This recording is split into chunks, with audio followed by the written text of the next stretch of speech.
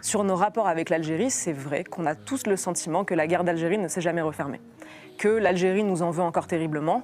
Vous avez vu qu'il y a quelques années, ils ont remis au goût du jour cette strophe de leur hymne national qui accuse la France et qui dit qu'un jour viendra le temps où la France paiera. Donc il faut imaginer le ressentiment terrible que les Algériens continuent aujourd'hui de vivre contre la France. D'ailleurs, je l'ai un peu subi personnellement quand il y a quelques semaines, quelques mois, j'ai parlé de l'aide publique au développement, du fait que la France donnait tous les 5 ans plus de 800 millions d'euros à l'Algérie.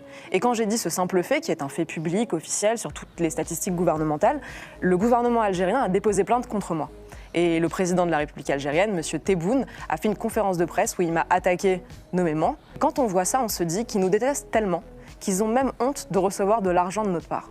Donc ce qu'il faudrait faire aujourd'hui, et le cas de Boualem Sansal vient éclairer tragiquement ce rapport malsain entre nos deux pays, c'est qu'il faudrait divorcer pour de bon.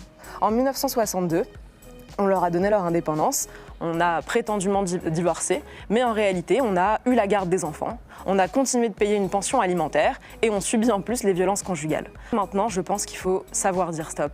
Il faut savoir leur dire qu'on ne leur donnera plus un centime, qu'on ne tolérera plus l'absence des laissez-passer consulaires. On a énormément de moyens de rétorsion contre l'Algérie.